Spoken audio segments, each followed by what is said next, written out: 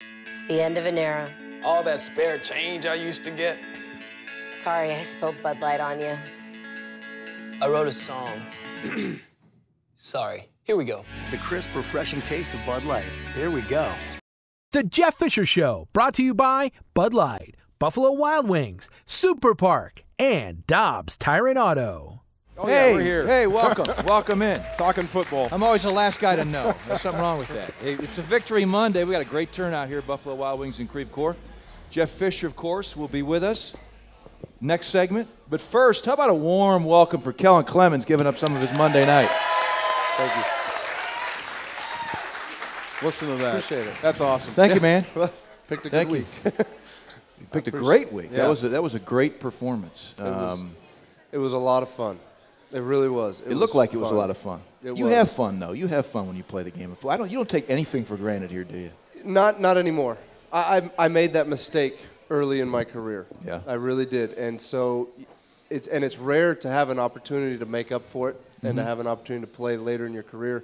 And that's one of the things that really has been very important to me this year is to enjoy the moment. Because in this business, and you guys know, you're here one day and you're gone the next. And I think if I would have been out of the league early in my career, there would have been a lot of regrets that I would have had. And fortunately, I've had a chance to maybe right some of those wrongs. Oh, I think you have. I Yeah. think you played very, very well. Come a filling in long for way Sam this Bradford, year. man. Really. Yeah. Thank you. What was your favorite part of the ball game yesterday? If you had to put a finger on one play or one aspect of what you guys did. Harkey. Come on. Big fella. Big fella on the sideline. Corey Harkey is a special guy. I absolutely love him. He brings so much fire and so much energy. And to see him do that, make that type of a play in that situation, that's definitely one of them. I mean, you were talking earlier, watching Robert Quinn. Oh, my God. My goodness. I mean, there's no answer for him. There isn't. But I think as a quarterback, one of the things that I love, and it's kind of selfish, I love handing the ball off to Zach Stacy and watching those five guys up front just road grade. Yeah. And just, 6, 7, 8 yards at a time. I love that. You guys have found some things here since week 4 when Jeff Fisher kind of reinvented what you guys were doing, what you're going to be about. Zach Stacy looks like the real deal. To me, he reminds me of Frank Gore. Same There's body some style, similar Yep. running style. But the thing we talked about today is that, the transition for everybody in the NFL is tough. But for a running back, the opportunities at the line of scrimmage look so much different. The holes now look like slivers. And some guys have a hard time identifying the opportunities and making the wrong decision. I don't think I can count on one hand since Zach's become the starter in week 5 how many times we said he made the wrong decision. He seems to have a very high running back IQ and understand where he needs to be. That's a great term for it. And one of the things that he's done a great job of is he takes what's there. He doesn't bounce out and then all of a sudden we're sitting at 2nd and 13. Right. Because, it didn't materialize just right and then he tried to make something happen. And the other thing, if it's not there, because he's so powerful, I mean, he's this tall and his legs are so big around, he's so powerful and so strong. If there's not a hole there at the line of scrimmage, we're still sitting at 2nd and 8 because he can make one. Yeah. You love calling runs for that guy. Right. Just run full speed into a tree stump. That's what it feels like, Right. right? Yeah, little short dude. Austin Pettis continues to be that guy for you, it seems. It seemed like you guys had this mental connection yesterday. Austin is a guy, you mentioned running back IQ. Austin has a football IQ. He gets it. He understands coverages. He understands routes. And he's got a great catching radius. The catch that he made on the left sideline there's not a lot of guys that get to it. It wasn't a really well-thrown ball. We had some heat on it. Yeah. That thing It was a moving. little bit of heat. But for him to be able to bring that in, that's a strength of his. And I have to take a moment if I can. Austin is a guy whose role has kind of diminished a little bit as the season has gone on because some of these young guys are playing really good football. But it speaks to the character of him and how he has stayed with it. He has not, you don't see an attitude problem at all. And so when Tavon goes down and we say, hey, AP, we need you this week. We need you to convert some third downs.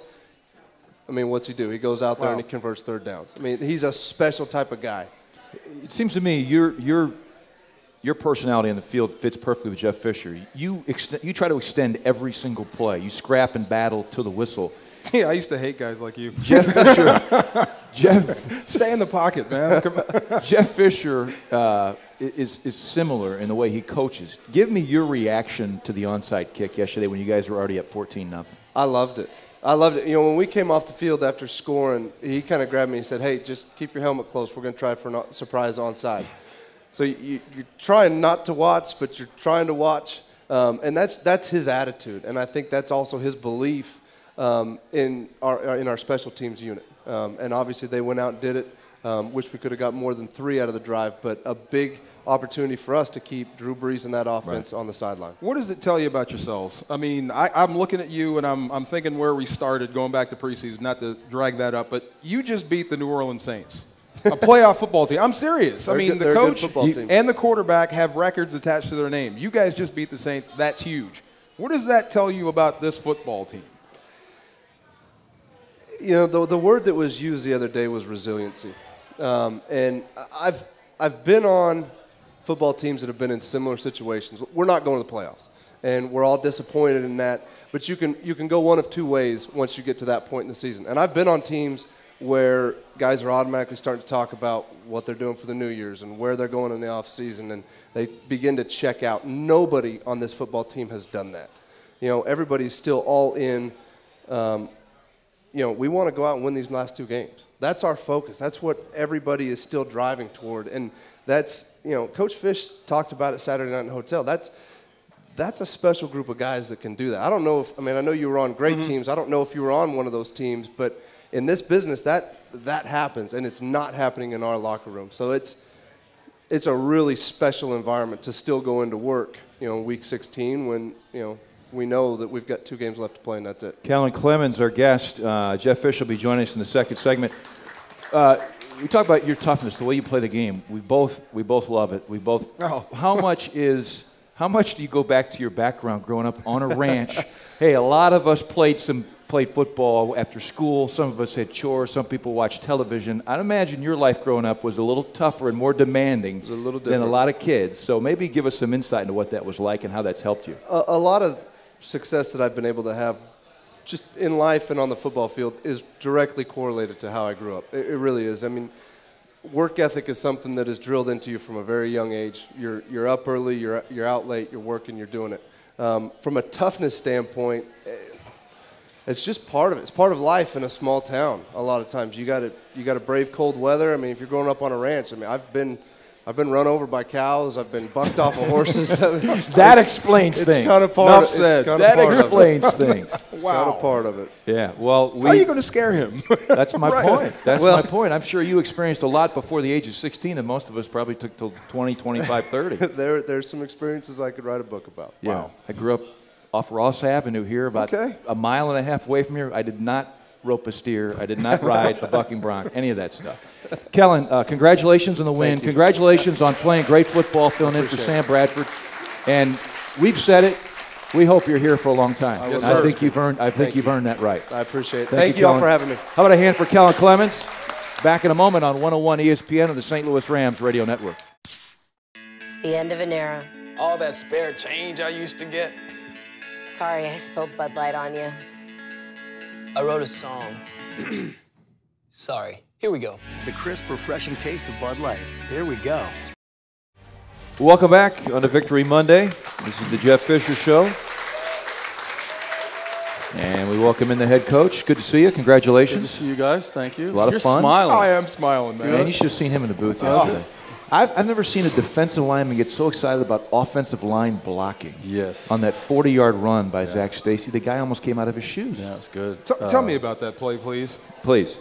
We had two run plays called. You know, basically run to run, and we checked the boss play, and it's just back there on Sam. Boom, block down, pull the guard, and go hit it. Did everybody get a plus grade on that? Oh yeah. Yeah. I mean, that was. I almost came out of the booth. I mean, when you hit the defense, when you score on the ground, it rips the heart out of the defense. And that's when I was like, okay, you got him. We got him. Yeah, that's what I felt then.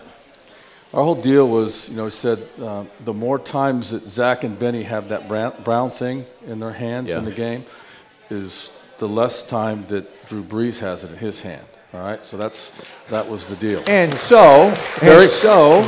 Very complicated game. And so perhaps the reason why the head coach called an onside kick after being up 14-0. Yeah.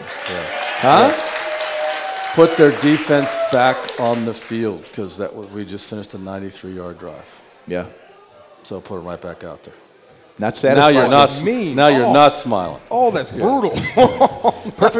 Perfectly executed. Yes. So hats off to Greg the Leg, but also our guy, Stedman Bailey, goes up and makes the play. No, it's a great play. Yeah. Great play. But the kick, the whole mechanics of it, you can't execute that play any better. It fooled the whole crowd. Yeah, it was almost too good of a kick. If it hangs up there too long, then there's the sixth guy, because they showed a 5-man front all year, and then imagine that they put 6 guys up there against us. But I didn't feel like he was close enough, so we didn't kill it. We kicked it. But Stead had to elevate. He high pointed that thing, got his feet down. It was a great play. It was great too. Is the quick strike of the offense? You get the turnover early. It takes one play, and first of all, watching Corey Harkey do what he did, I'm wondering if UCLA has any regrets about only throwing the ball one time as a senior. This kid has handled himself. He made his bones as a blocker, but he's proven that he's got reliable hands, and yesterday he showed some athleticism. He does, and he's playing that. It's a hybrid position, but the great part about his versatility is he can play fullback, and he's done a great job on our run game, as a puller or a lead blocker, and then he'll also line up on the line of scrimmage and play and get it done. And he's one of those guys, he's a second-year guy that's a real pro. He's out first guy on the field, last guy off. Really, job's really important to him, and it's working out good for him. Is he a guy that you look for, that hybrid, or did he fall into your lap like, look what I got? Yeah, it's a combination. We felt like he would have the ability. Some people in personnel think that there's a height max for fullbacks, and he may be a little too tall, but he bends so well that he can get down and take on those backers. The other quick strike was the 40-yard touchdown run we talked about. That's kind of a backbreaker. You experienced it in Week 4 when Frank Gore did it on 4th and 1. It's kind of it is a deflating moment for a defense at that point when you can bust them and go all the way. Yeah, it was, especially against that defense, and that defensive coordinator. So, but it was, we felt like, we could run it. We did, and I thought staff did a great job. Kel, who you just talked to, did a great job putting us in the right thing the whole game. He's having fun. We talked about it. Yeah. You can tell that, and he said he did early in his career, maybe take some things for granted. Okay, when you're in a high draft pick, I believe he was a second rounder with the Jets. But you can tell now he does not take one moment for granted, does he? No, he loves it. Yeah, he loves it. He loves practicing. He loves meeting. He's just all around. Just a great guy to have on your football team. Let's talk about your defense, though, because we've talked about the offense. We had Kellen here. Your defense set the tone on their very first play. Robert Quinn forces the interception. Here's what I liked about you young guys yesterday too, Jeff, and I don't want to make too big a deal out of it. But the old saying, pardon me for this, you're not a wide receiver for a reason, okay? You had 2 young guys had the ball come to them in TJ on that play, and then later Tremaine, and they both made the plays. I mean, if you drop those balls, the game may turn out differently. Oh yeah, no doubt. I mean, it's a great way to start. We told the defensive line this. I told them this after the game. I'll share it with you guys. That this game was won before the game, based on what they put on tape this year, because they game planned not to get Drew hit, and in essence made the choice to take Graham out of their offense, and to a certain extent Sproles as well, to bang those ends. I mean, Graham's banging Rob and Chris every time he could. The only time he stretched, the only time he released and went down the field was in the 2 red zone shots they took to him. So that's quite a compliment to the guys. And yet for them still to get the pressure, and Rob in the first play of the game to bend, turn, and affect that throw, TJ. Now I think TJ makes the play whether he's hit or not, because TJ's in great position. But it's a great way to start. Robert Quinn is that performance yesterday was unbelievable. It was inspiring. I haven't seen a guy play like that at that position in a long time, regardless of team. His strip later in the game, I said today was probably the best defensive play I've ever seen. Wow. because he was lined up outside. The tight end bangs him. He gets skinny. He goes between the tackle and stumbles, and the guard pushes him down, and he crawls and turns and knocks the ball out, all in less than 2 seconds. I mean, yeah, pretty impressive. Yeah. He noticed it. He noticed it right away. People were saying there's a doubt for the Pro Bowl. Ain't no doubt when that's on tape. Yeah. You showed me a better play, like you said. He changed everything New Orleans wanted to do or was trying to do just to account for him. Yes, they did. That's why the ball wasn't really going down the field. It's when you're playing Drew Brees and we're on the sidelines saying, golly, we got to tackle the check down, that's okay. Check the ball down to the back. I've never seen them play 4 quarters and take as few as shots vertically. I've never seen it. In fact, you had the big lead late. They're trying to get back in the game. They had to take 18 plays to get in the end zone. I've never heard of an 18-play drive. 7-minute drive. So you took them out of, and some of that had to be scheme. You had a nice scheme for them, but also execution. We talked about the defensive line did a great job, but clearly your secondary played very, very well too. There weren't many open opportunities for him down the field. We had a couple mistakes. Yeah.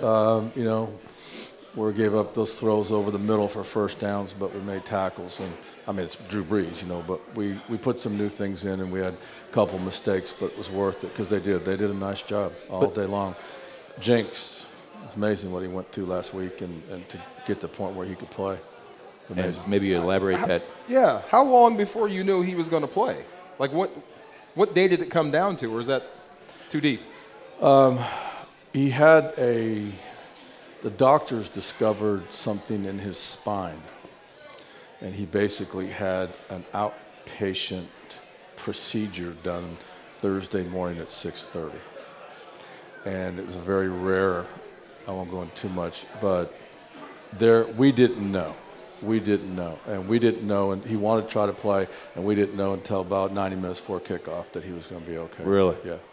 That's something. Oh my God. Yeah, no, I'm telling you, it was a medical miracle that our medical staff was able to identify it, treat it, and handle it the way they did. The guys did an awesome job, and then for him to get out there was pretty solid now. I'm telling you. Wow. Another young guy who was, I don't know what he got credited for. It seemed to me he had to have minimum 15 tackles. Alec Ogletree was everywhere. He's getting better and better and better. How many did he have?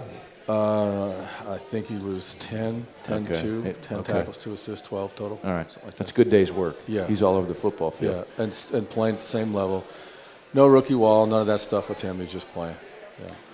I also thought, and I thought the game was officiated much better and cleaner in the second half. The first half, and we're not Jenkins. homers, okay? Oh, my God. The Malcolm Jenkins hit on Austin Pettis, I don't get. I'll never get. Play football. And I understand what they're doing, but that has nothing to do with what they're trying to save people from right now.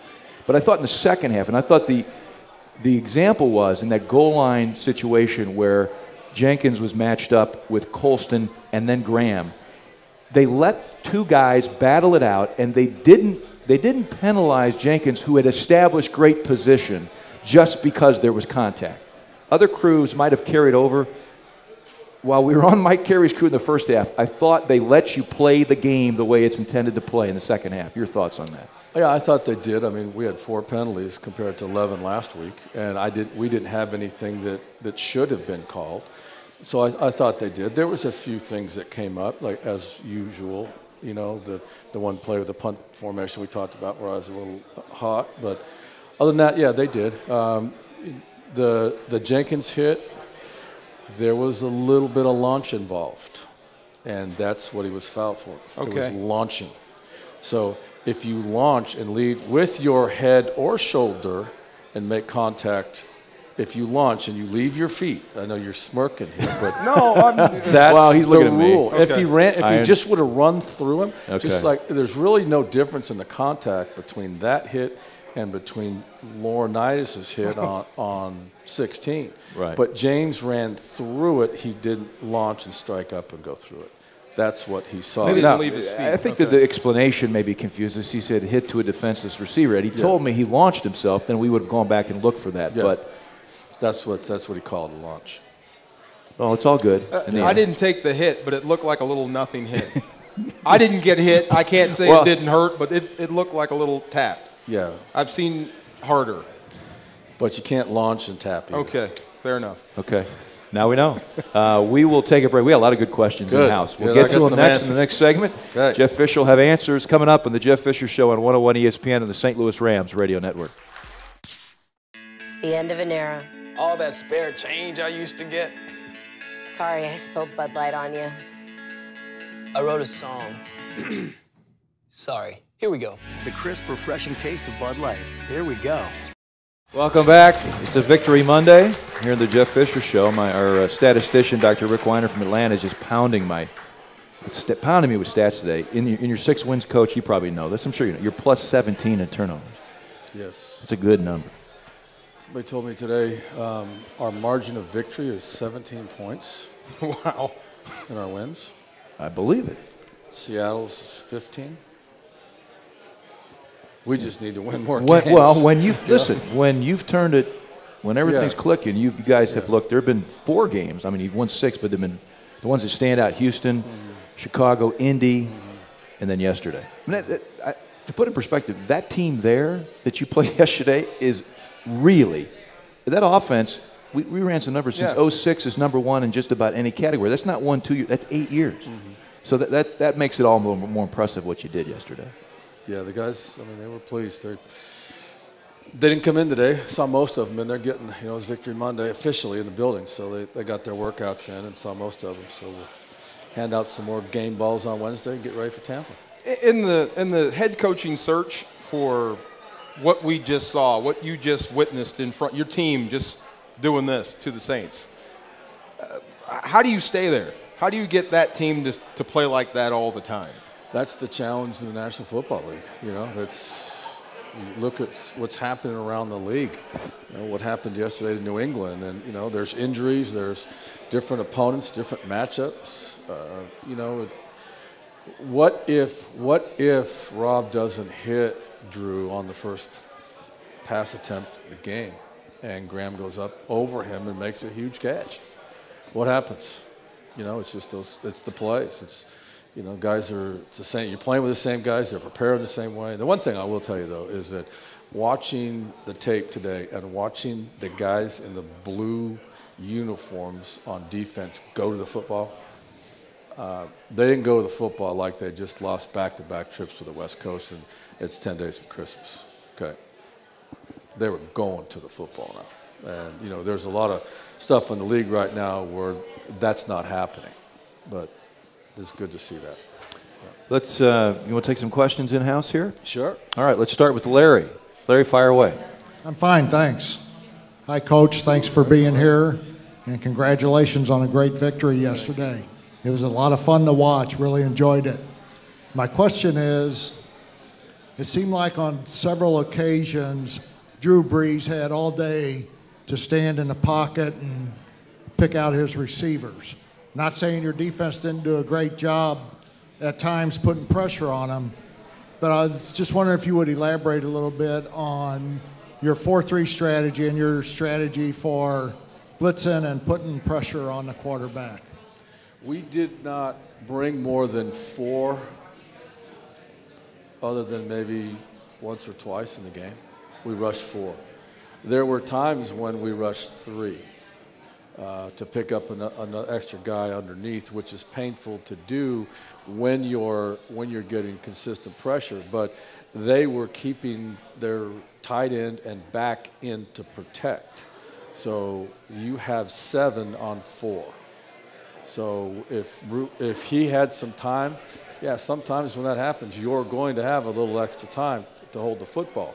But what you also do is you eliminate people out in the routes. These guys are blocking. They're not threatening your defense. That's why he's holding it. He had to hold it, because he couldn't disperse his underneath stuff. So their choice, I think, that had they had it to all over again, they probably would put the same emphasis on protection of their quarterback, but I think they'd probably try to get Graham more in the ballgame. Thank you, Larry. Appreciate it. Next up is Stephanie. Clad in a nice Christmas hat, Rams Christmas hat. How are you, Stephanie? Hi, how are you doing? Good. We're good. How are you? Congratulations on the win yesterday. Thank you. My question for you is, how do you feel about the next 2 games against the Bucks and the Seahawks? Good question. Bucks have won 3 out of the last 4, or 4 out of the last 6, I think, something like that. Lost to the 49ers last week at home. Have definitely improved over there. It's a tough start. Shift the quarterback off to Minnesota.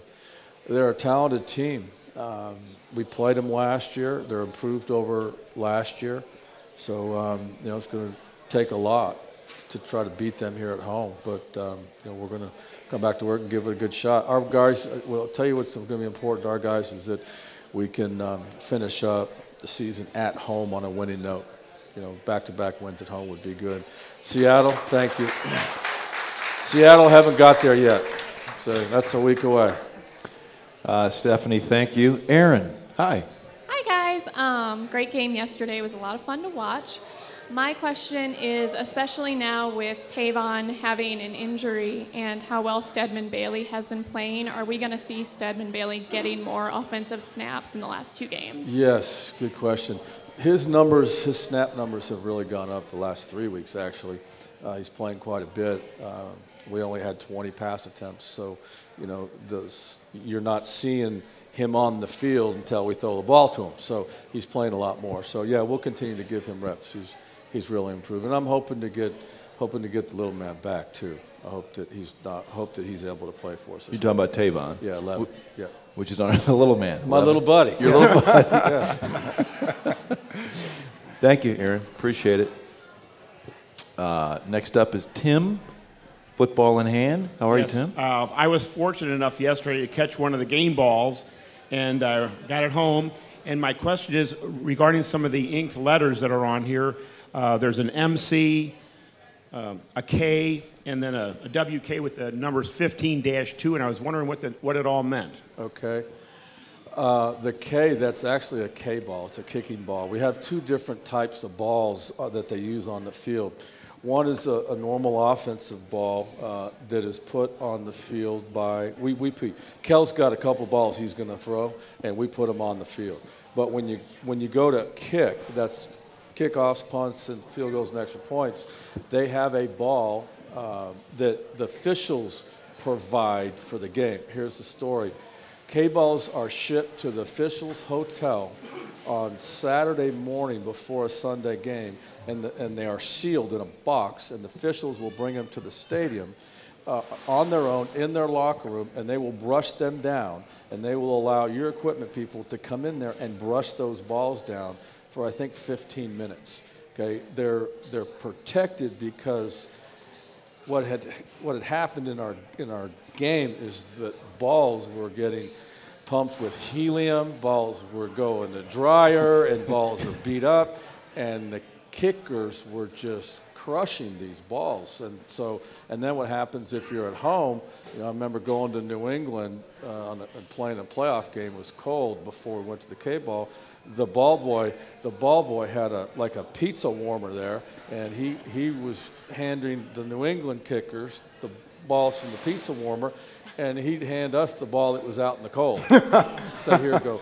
So anyway, that answers the K thing. There's dates. If it's in ink, I can't see it, but if there's anything written in ink, the official will identify, put his initial on the ball that's been corrected. So, all right. Thanks, Tim. You broke new ground stuff. here on the Yeah, coach's show. That was great. Way to go. Great strategy.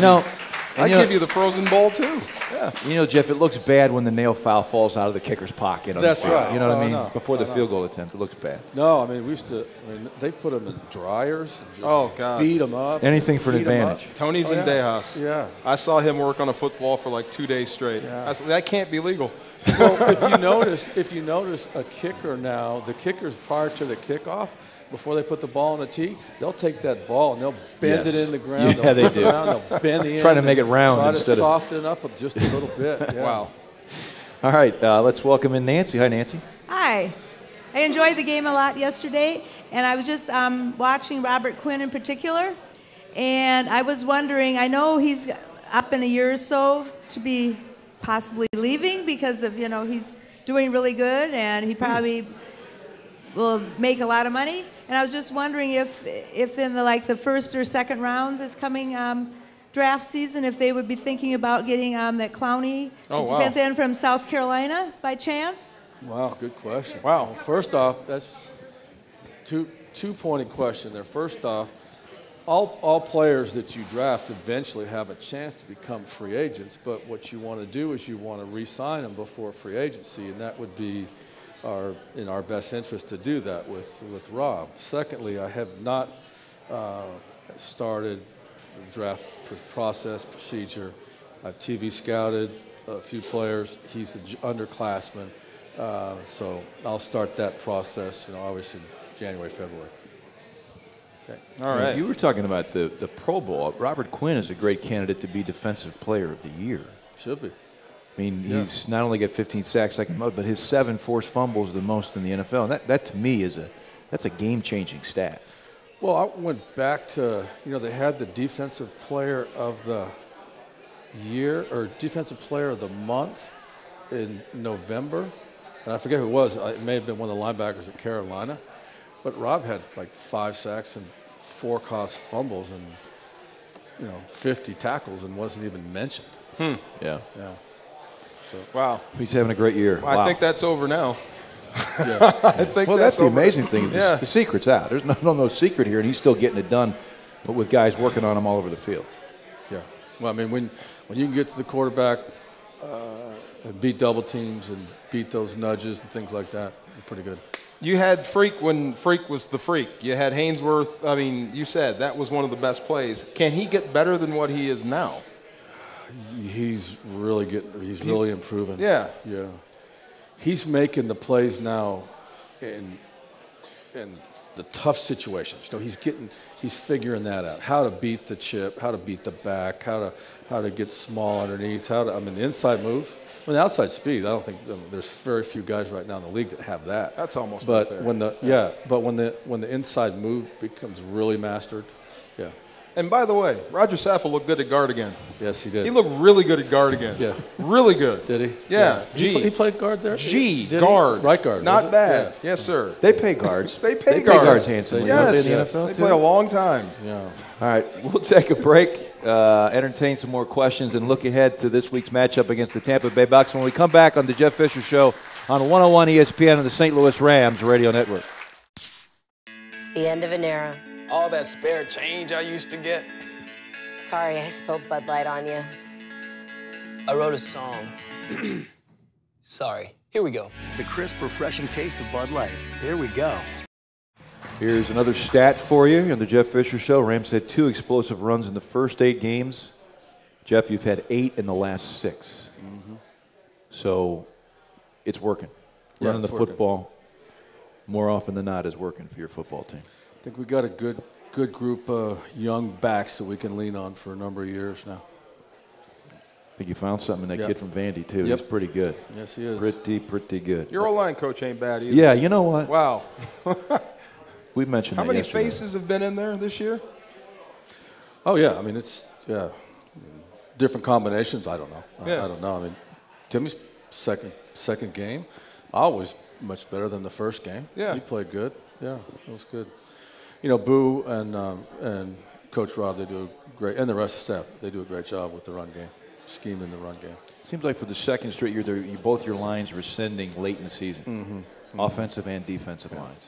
And maybe a tribute to the 2 coaches, Mike Waffle and Paul Boudreaux. Yeah, we just need to, next year we need to play some games after Christmas. There you go. Everybody would love that. All right, here's a question here for you. When do you find out what officiating crew is covering your game? Does that ever change your plan for the game? I find out on Mondays, and no, it doesn't.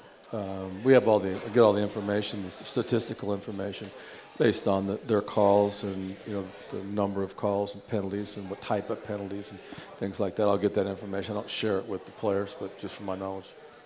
We got John Perry this week. He's really good. John Perry. Yeah. Joe in St. Charles wants to know: are some wins more satisfying than others? Wins are wins. This one was a good one, particularly because it was against the Saints, veteran team, playoff team, this one's a good one. But, no, you take them however you can get them. As they're unfolding and they're taking place, they're different. It's hard to take a deep breath when Drew Brees is in a hurry up, or they've recovered one onside, and now you're thinking we had that one under control just from a timing standpoint. It was the 7-minute drive that you talked about, or the whatever that play drive that basically won the game for us because we slowed it down. They had the ball, we slowed the game down. What goes through your mind, and what things do you impart on a team when, like yesterday, when you own a 24-3 halftime lead? Well, halftime, we came back out and we talked about, just realistically, right now it's 0-0, so we got to win the second half, and then we had to run the football, and that was the deal. We had to get it. We had to hold them to 3, a field goal or less on the opening drive of the second half of the third quarter because they had the ball. That was short-term goals, and then just play, just protect the football. We did. Is it different with a young football team, what you have to say at halftime when you own a lead like 21 points in a veteran team, or does it matter to you? It's no different. No. I mean, I wonder what they said at halftime at Dallas. Yeah. They run it 7 times the second half? 7 out of 30 plays. Yeah. 7 out of 30, yeah. Wow. Yeah. Just one of those things, right? Yeah. See, I told you, year 2000, Mike Marks. Slow down a little bit. We can't stop him. He didn't listen. For onside kicks, when you do surprise onside kick, you can practice that. You can practice Zerline to Bailey and time that thing up. How do you practice hands team? You can't really get a full speed look to get those guys ready for what they're going to see, and that's an all-out. That's just a straight sprint into people. Yeah. I mean, Fitz got knocked out doing that. Yeah, he did. And we practice. It's the last thing we do on Fridays. We stay out there and go through it. We go through all the overlooks, the matchups. If they're kicking this way, and we line them up and say, hey, you 2 got the ball. You 3 got to block these 3. Go get them, attack them, and then let them handle the ball. Unfortunately, Chase was doing what he's told. He just turned and the ball hit him. That's what happened. He was blocking. He was not. Chase is not really one of those guys up front that's going to field the ball. Now, I called timeout. You guys were aware of that, right? Yes. Yeah. I called timeout just because what happens sometimes is you call timeout, right? It's you're icing it, but we're gathering information. Mm-hmm. All right, here's their kick. This is what they were going to do. All right, now let's see if they have another, a second kick. And they put the ball back on the tee the exact same way. We knew what was coming. All right, in the time remaining, let's look ahead to the matchup Sunday against the Tampa Bay Bucks. You mentioned after an 0-8 start, they've won 4 of their last 6. What's changed for them? What do you think has changed for them from those first 8 games? I think the quarterback play is probably a little bit better right now. It looks like I haven't really gotten into them yet. But they're running the football and they're playing better defense. Their defense, the corner from the Jets was hurt. Revis. Yeah, Darrell. He was hurt early. I think he's playing better. They're doing some different things now. I think the coaching staff has adjusted to the talent that they have. The type of athletes they have. So, and they're playing pretty good special teams. So it's not going to be easy. They're big, physical, strong, talented. A lot of talent on that team. A lot of talent on defense. I mean, they've invested heavily, high picks over the last 4 or 5 years on that defense. Yeah, so we'll see how they are as far as stopping the run. Well, here we are. Yeah. Last game at home. I know. 2013. Here we are. Last one. Let's go get it. Let's go get it. Fan appreciation day. Yeah. Hey, by the way, fans were awesome on Sunday. I mean, that was really, really good. I had some people come to me and tell me how nice it was to see the Saints fans leave just a little early. Yes. Who did? Who did? Yeah, that was nice. Great. Yeah, that was nice. We're going to let you leave a little early to get ready for the Bucks. Okay. Thanks, Jeff, as always. We appreciate it. Thank you. Head coach Jeff Fisher.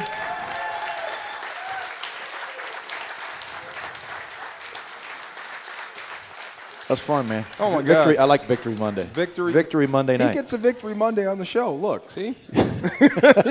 He's all right. A few extra we give him minutes. 30 seconds. We give him a 30-second head start. He's got work to do tonight. Awesome. Some of us are going back to work tonight. I'm going to work on some Captain Crunch. I mean this with all sincerity to you. I mean, I've been out there with Kevin, like I said, watching him wreck shop. I've seen Little turn into one of the best pass rushers the league or St. Louis has ever seen. That yesterday out of Quinn was a game changer. That can change a whole football team. That can change your whole franchise in one afternoon. You've got a guy they can't block. Offenses will have to change to you now. If you can get that consistent effort week in and week out, God knows what you can do. All right. We believe it. That'll do it for us from here at Buffalo Wild Wings on 101 ESPN and the St. Louis Rams Radio Network. See you next week.